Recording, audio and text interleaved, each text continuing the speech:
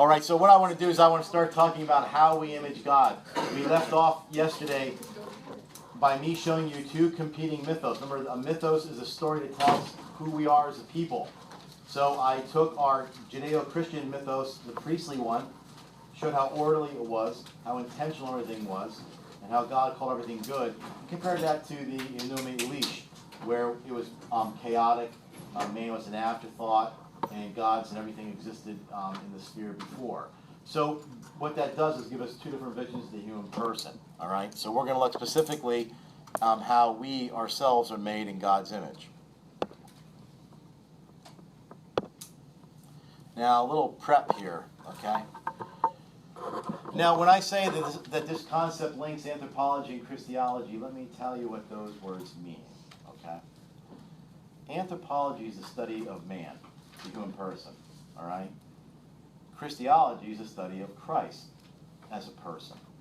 So, as obvious as it is, if we say we're made in God's image and Christ is God, then we need to understand who and what He is as a person, which will then reveal who and what we are as a person. So let's start out with an obvious statement and saying that when we say we're made in God's image, it links anthropology, Christian anthropology, with Christology. Okay? And yes, you could get a degree in anthropology. I have a graduate degree in philosophical anthropology, so it is a real thing. Now,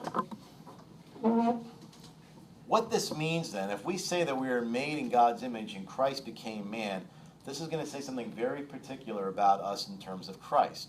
So the importance of the incarnation then, God becoming man, is His incarnation becomes the key. Is that Christ becomes the key to the mystery of the human person.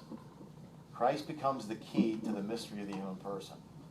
In other words, His incarnation is a big deal for understanding who we are. You may have never heard this, and you don't need to write this down. This is just something to help fill in the gaps for you. We do believe in deification. Not in the same way that a Mormon would, right? But God became man so that man could become God. So we will become like Him. That's what the incarnation does for us. So then His incarnation becomes, this is why it becomes a key to understanding the mystery of us as a human person. Now, the fact that I have made those two sentences or claims, let's say, the notion of man as imaging Christ is always challenged in the secular world. That's kind of redundant because secular means in the world, right? So the notion of man as imaging Christ is always challenged in the secular world. What's that?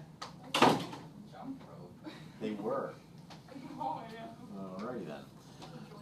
So the notion of man as imaging Christ is always challenged. So in other words, and you can understand why, right? So if a person has no faith or is outside of the Christian faith or atheist, they would obviously have some sort of objection to why is Christ such a key to this. So they challenge that. Sometimes it gets challenged in political spheres. So you might hear of the separation of church and state. Some people, interpret that very conservatively, meaning that we don't have a church, an actual official church in our country. Other people are much more liberal with it and say that there should be no overlap between a person's faith and the public sphere. I don't know how that's possible, but nonetheless, all right? So to kind of, sum up what I've just told you,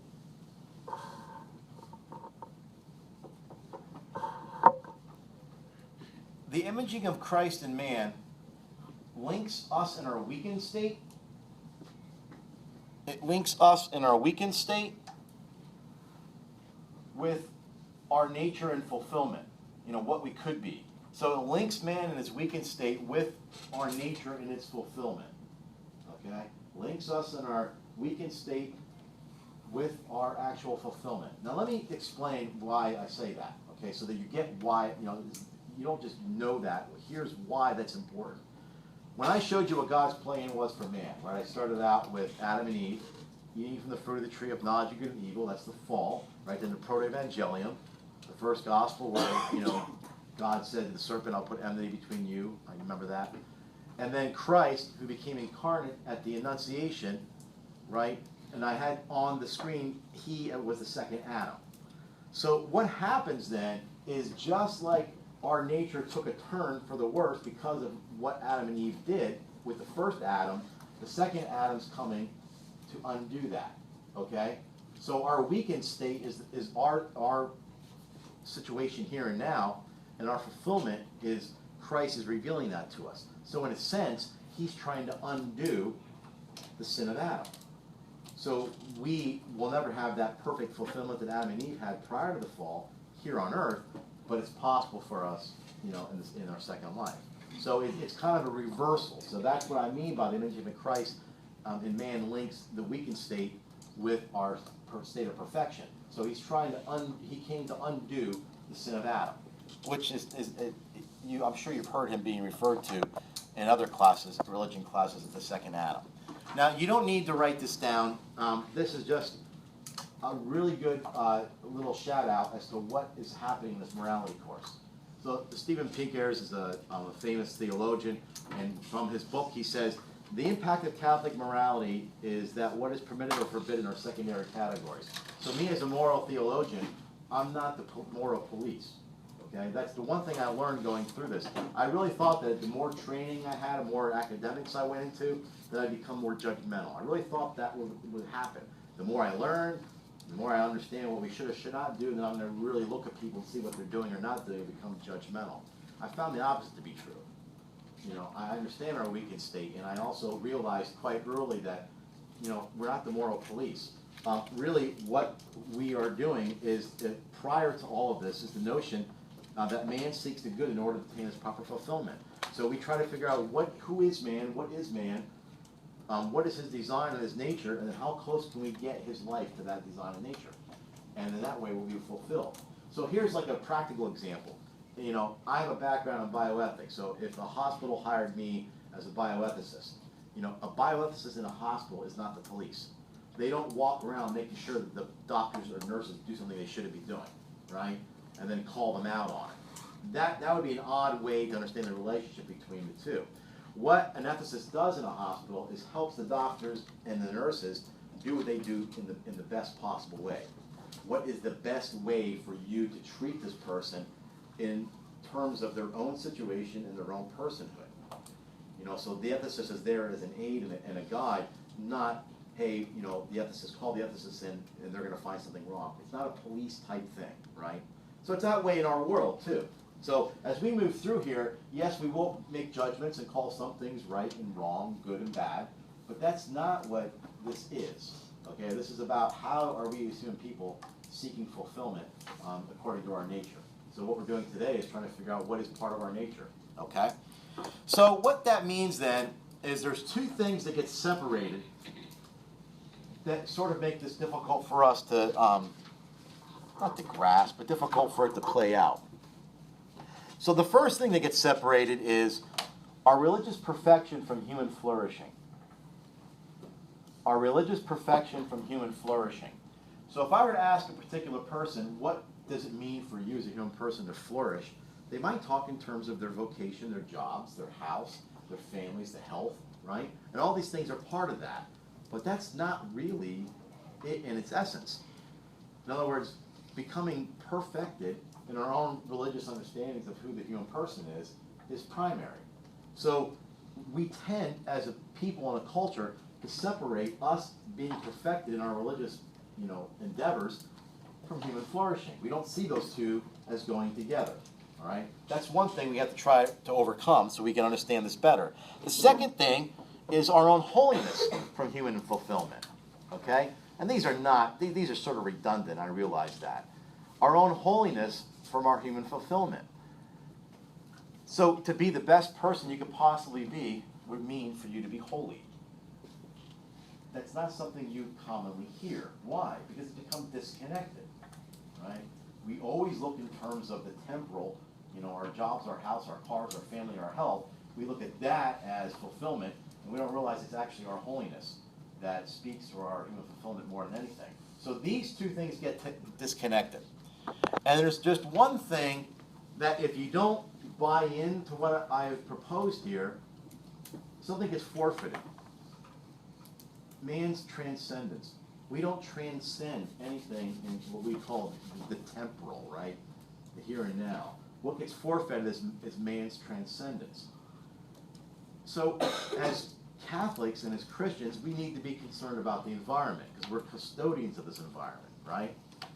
But we know that it's not an end in itself. If we want to, unquote, unquote, save the planet, we know that's not an end in itself. The end is that it's part of our role here to be custodians of what is in front of us. Ironically, a lot of times in the environmental movements, the Sierra Club and other organizations, good organizations, you'll find they're heavily laden with atheists and agnostics because we have it built within us to search outside of ourselves. So we need causes. So what would be the greatest cause if you were an atheist? Let's keep this environment we have protected. So in essence, though, that's them attempting to transcend themselves, but we never quite get out of this temporal sphere. You know, for us, we have to move out into the supernatural and the spiritual. So what becomes forfeited is any transcendence of the human person. Do you understand that? Okay.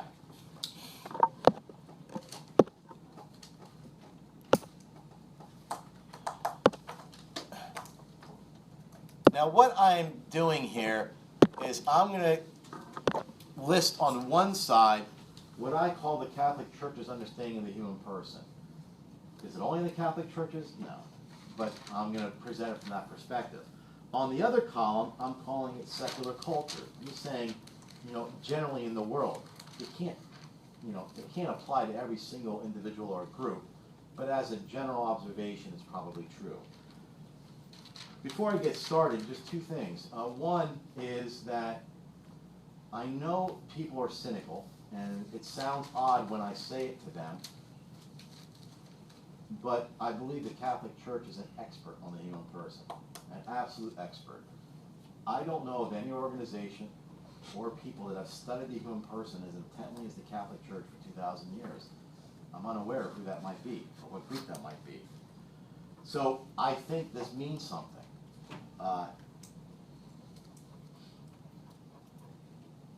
I also think that it's, even though we're all human people, if I were to ask you, what does it mean to be a human person, you would struggle, which is kind of peculiar in a way.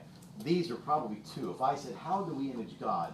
Most people can come up with the fact that we are rational and have free will, okay? So we'll start there, and then I'll add 3 or 4 to that, then I'll show you, and by contrast, what competes. So what does it mean to be rational? Rational means I can reason through and come to conclusions and judgments, right? I mean, I can bring my reason to bear on my decisions. So if I'm not feeling the best today, like I'm not, and I'm tired, you know, I can say, hey, how about if I go sit down and then you just tell everybody I taught today? I said to the last class, they wanted to try that. Christian has his thumbs up. All right? Now, I can reason through that, no, I'm not going to do that. Okay? I can come to my own conclusions and judgments. Free will means not just that I'm like not constrained like I'm imprisoned or something, but that I can freely choose between these various things. So I know that I have a free will to choose. Can I go over and just sit down and ask you to lie, or can I sit here and go through what is my job, all right? My avocation, right? So the reason of free will, the fact that we can make judgments, and the fact that we are free to make those judgments, that's a good start for understanding the human person. But let's add some. This one is sort of obvious, but people don't quite grasp it. By incarnate, what that means is we are embodied beings, okay? So what it doesn't mean is I'm not inside. The real me is not inside. This isn't like Men in Black with the little guy driving around, right? The ghost. Have you ever heard the term ghost in the machine? No? Okay. It's a song, but it's also the understanding, not that you need to know this, but there was a philosopher that broke the split between mind and body, and we tend to then form on the inside. Let me say it this way so it's easy for you to understand. Okay? And I'll give you a good example. I was talking with my daughters once. Now, my daughters are older than you, but when they were younger, you know, middle school and younger, when we go to Mass on Sundays, They dress just like you. I mean, however you like to wear, they like to wear. Of course, bless you. So every once in a while, we going to mass and look over, and one of them was wearing what I just deem inappropriate, right? And I said, "You're not wearing that." And then they start. I mean, they say the stuff that I always said to my parents, and they say the stuff you probably said to your parents. And they'd say, "Jesus doesn't really care how we dress." Oh, he doesn't. He's just glad that we're there. Oh, so Jesus is an elderly parent in a nursing home who's glad you show up once a week. Is that what you're telling me? No. But you can't judge a book by its cover. Right there, you made the fatal mistake. The minute that you think of yourself and your body as a book and a cover, you've split the human person into two. You are not a soul and a body. You're an embodied soul. In other words, you don't address my body or my soul. You address me as a person. Personhood, or in psychology, personality is what brings those things together. So here's what my daughter said then. Jesus doesn't care how we dress. I said, "Oh, that's interesting." I said, "Does he care how you think?" "Well, yeah." I said, "Did you think about what you put on this morning?" "Not really. I just grabbed something out of the closet." "Oh, so you have no problem with me going and grabbing something out of the closet, and you can put that on. Since thought's not involved, you kind of grabbed indiscriminately, and I can certainly do that as well as you." "Well, no. So you did think about what you put on this morning?" "Well, yeah. And you just said that God cares how you think," "Yes. And how you thought was related to how you dressed, right? So maybe he does care how you dress." I had him. Yeah. Stinks having a philosopher like that. But the reality is, what they were doing, and see, we don't do this purposely, right? We split ourselves when we start talking about it's inside what counts, right? And we're not talking about people that are, short or tall or heavy or skinny or white or, we're not worried about that. Those aren't things that we can change. But my body is the only signifier for you. You don't know anything about me except what comes through my body, all right?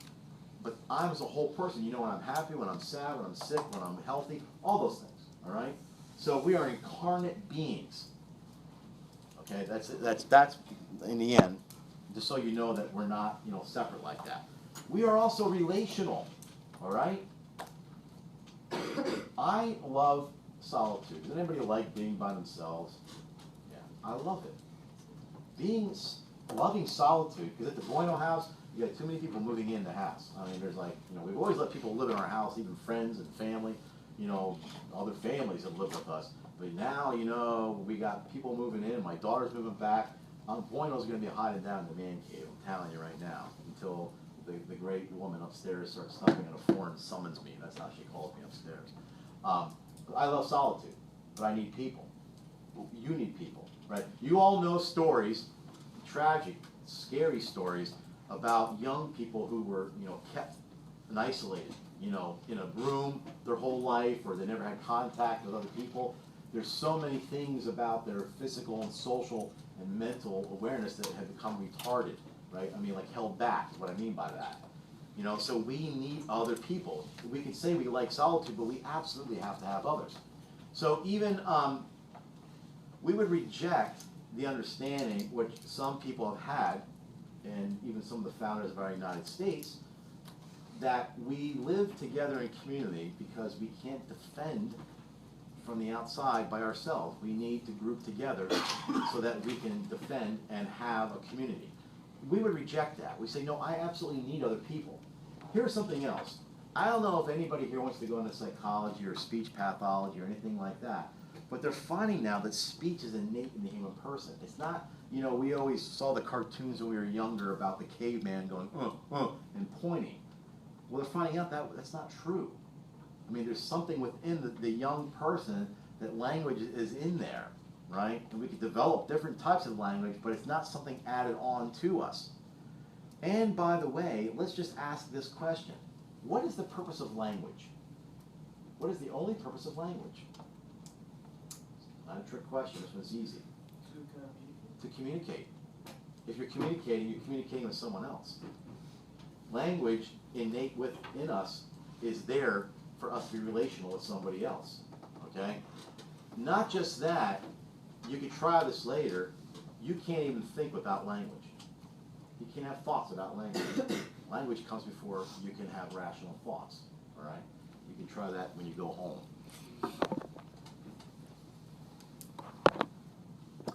Contingent. I'm not going to go on about this. Contingent means we need not be. I am not a necessary being, you're not a necessary being.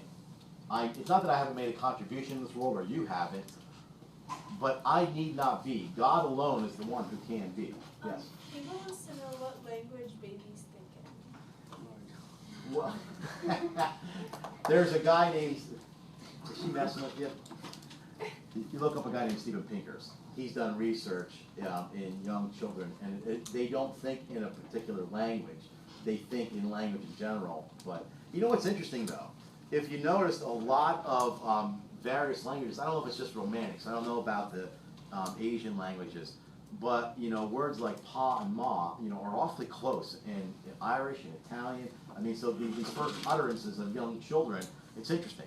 You know, so they're trying to figure out, are there certain things that if you left, you know, even if the person even had minimal contact, would they develop a rudimentary language that would be similar? I mean, I don't know the answer to that, and that's not, you know, necessary for us to go on. That was a wonderful question, Caleb. Contingent is we need not exist. All right, so God alone is the necessary being. It's for Him that we all exist, and from Him. I exist because my parents, you know, bore me. My parents exist because of their parents. I can go on and on and on. But in this whole chain, I am not necessary. All right? I exist because of someone else. God alone exists because of Himself. He needs no one else. So we'll just leave it at that. The last one is supernatural. Okay? You do not have to be a Christian or even a theist to believe there's a supernatural realm. In other words, let me say it this way. We know that there is nothing in this life that truly satisfies us. We try every which way to fulfill ourselves in this life. So if there's nothing in this life that satisfies us, but yet we always yearn to be satisfied, then there must be satisfaction outside of this life. So that's how we work that out, okay? So we are made for a supernatural existence, which for us means that this is not a trial run. Okay, this is not, you know, this might be phase one of our life, but it's certainly not a trial. Okay? Now, let's see by contrast. In a secular culture, we can talk about instincts. Okay? So animals are instinctual.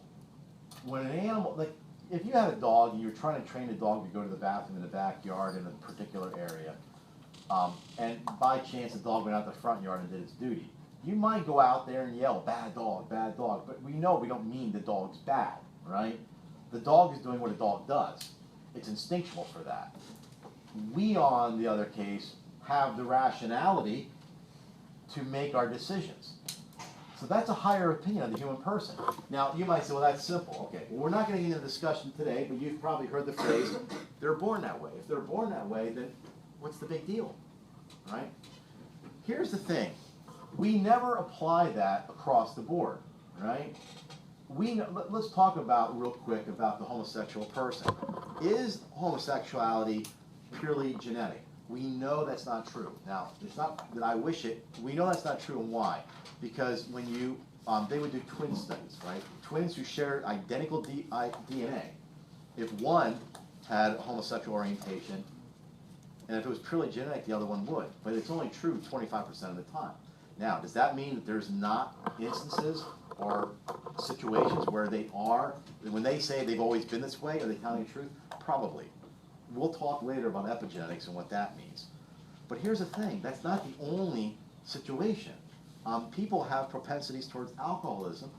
People have propensities towards risky or extramarital affairs. They're finding epigenetic connections there. Not that they're finding some epigenetic connections strictly for extramarital affairs, but for risk takers. So I would ask you, let's say that it was my case, that that's how I was born. I am born to have more than, I can't exist in monogamy. It's not how I'm born. So I'm married. What do? Well, if I have an extramarital affair, do you think Mrs. Bueno would accept the conclusion that I can't help this is how I was born? No. Why? Because she would say, you can think for yourself. You're not an animal. You don't have to give in to everything that's instinctual for you. Now, I think that's quite a high understanding of the human person. And we could go everything else. Pedophilia is also that way. There's all kinds of things that they're finding in neuroscience and other sciences that we are somewhat born that way. So we're always making judgments. So we have to stop pretending, that just because we say that somehow then it's acceptable. We don't do that with other things. Okay, instead of free will, and this has something to do with what I just said, because you really can't totally separate these two, are we determined? In other words, if it is true that I have an epigenetic predisposition for extramarital affairs, well, then that determines who I am and what my sexuality is. Mrs. Bueno would not accept that, nor should she. Okay? Bless you. Now, let's also say that, if anybody here is going into this psychology or neuroscience, it is extremely interesting. They're finding out that you don't have all the free will that you think. By the way, if you're an atheist, you do not have free will. I don't know how you're going to work that out philosophically. You are predetermined. Everything is genetic. You're going to have to work it through there. So there are many, many scientists and philosophers that say, you like vanilla ice cream in the color blue. Well, it's because that's your genetically predisposed to like. You think they're your choices, but you don't really have those choices. Now, there's something to that. In other words, I can't remember the story specifically. I wish I would, because it's very interesting. Two twins separated from birth. These are monozygotic twins, so identical, share the exact DNA. Never knew each was a twin. Went and lived their lives in different parts of the country, I think, right? I can't remember. But you can't make this stuff up. In their 50s, both of these guys showed up in the same patent office wearing near identical clothing with the same idea. That's freaky. That's like a Twilight Zone episode, all right? So let's not pretend that the genetics that we are born with does not affect who we are. Now, why would I say that's not a problem in understanding? Because we are, where is it? We're incarnate beings. My body, if I had a brain injury, right? Like there's this one famous case where this guy literally got hit, I think, like a steel beam. He was the most gentle, loving father. He became violent, vicious. You couldn't live with him because of his brain injury. Well, is he responsible? Only somewhat. But what does that tell us? That tells us that we are incarnate beings, right? So anyway, we are not just determined. Also, opposite of incarnate is it's the inside that counts. So I've already talked about this. I don't need to go on to it anymore. But we are not, don't judge a book by its cover. We're not the words, the contents, and this body is not a cover, all right? So we have to watch this. This is really true in human sexuality, right? So I've already said to some point, if premarital sex is sinful, according to the Christians, and I don't care what denomination you are, and yet you say, I love you, there's something that's amiss there. It would be like if you said, hey, Mr. Bueno, can I go to the bathroom, and I were to, nod my head up and down and say no. What? Because my body's communicating something other than my voice is. It's a confusion, right? So this is why when they use the term theology of the body, they say the body can lie, all right? Because remember, the body is the signifier. This is how you know who I am. And in sexuality, that matters, okay? So anyway, that'll be another day. But all this stuff is important to fit into that. Rather than relational, we're independent, okay? In other words, yes, we may live in cities and communities, but we only do so because we need each other to protect ourselves from the outside. We are more vulnerable by ourselves. That's why I'm in a relation with you. That would be very practical, and there's some truth in that, but that is not the reason why we are together. We need each other, all right? We need each other. Rather than contingent, we're self-sustaining. This is it. You're born, you die. What contributions you can make, the only way you can be remembered is by some accomplishments you made, all right? And if you're good enough at it, they will put a granite statue somewhere. We don't accept that, all right? I mean, if you ever read like some of the people that have these existential, dilemmas in their life, like what's the meaning to life? If you are an atheist, you're going to find, how do I find meaning? So you're going to find it trying to get outside of yourself. But nonetheless, you'll still stay in the temporal sphere. And I know this is an old acronym now, but I was so cool when I first learned it. YOLO, right? Okay, so I'm not bashing bucket list. Mrs. Boyne would love to go to Ireland someday. That's okay. But to say you only live once is a misunderstanding of the Christian mission. We do not only live once. This is not a trial run, all right? We are made for or something outside of this sphere. We are made for supernatural existence. We are not made to only live once. We are to live forever, all right? That changes the way you look. So what I'm trying to say here is we have two entirely different understandings of the human person. Okay? I think this is a better understanding of the human person than that is, even if I'm overgeneralizing on some things, okay? This is a higher appreciation of the human person. The fact that you're relational and have free will and are rational. I'd rather think that I can choose those things. Even if maybe I like green because somehow I'm predisposed, I still can make a decision whether I do something good or not. I can't fall back and say, this is my genetics, all right? Okay, two little quick words and then we're done. John Paul II came up with the phrase communio personarum. And what he means, and then I'll explain what he means, because it's more important you understand the meaning behind it. We are made in love for love. All right? We are made in love for love. In love for love. I could have added things to this list.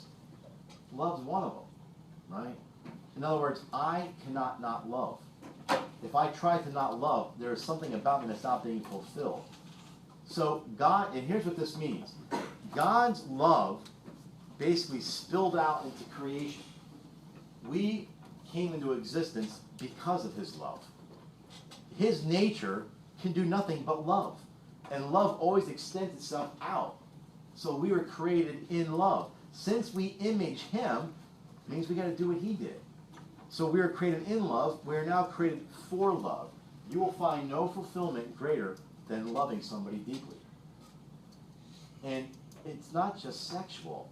You know, and as a matter of fact, I did a marriage prep class last night. And, you know, I explained to them that the love that you will share with each other, you know, your most memorable moments aren't going to be the conjugal moments. It's going to be when one's sick, when one's sad, when one needs to be held, when you're both suffering something tragic together, when you just spend time with each other, right? So we can't help, but that love that I have for my wife, even if it's different in kind, should be no different than the level of love I have for you. It's what I am made for. So I was made in love, but I am made for love, and I will never find fulfillment in my human personhood except in love, which makes it much greater than any bank account, car you drive, or anything else. The last thing is this. And this, we just need a little explaining, and then we are done. The love of God sustains us. Love is a force, but it's not just a force. It's an entity, but it's not just an entity. The love of God sustains us. So I gave you a bi-part understanding of the human person, right? Body and soul. The ancient Hebrews had a three-part. They had the body, I think they called it the basar, the soul, the nefesh, and then they had the spirit, the ruach. So God's, if you wonder, I mean, think about this. God's breath, his love, keeps us in our being. If you withdraw it, if you want an analogy, it'd be like taking water and light away from a plant. And what is so beautiful about this is he loved Mother Teresa with the same amount of love that he loved Hannibal Lecter. Fictional character, right? Well, partially. So all of us are sustained. All of the environment, everything sustained in this love. All right. Any questions? Okay, that's it.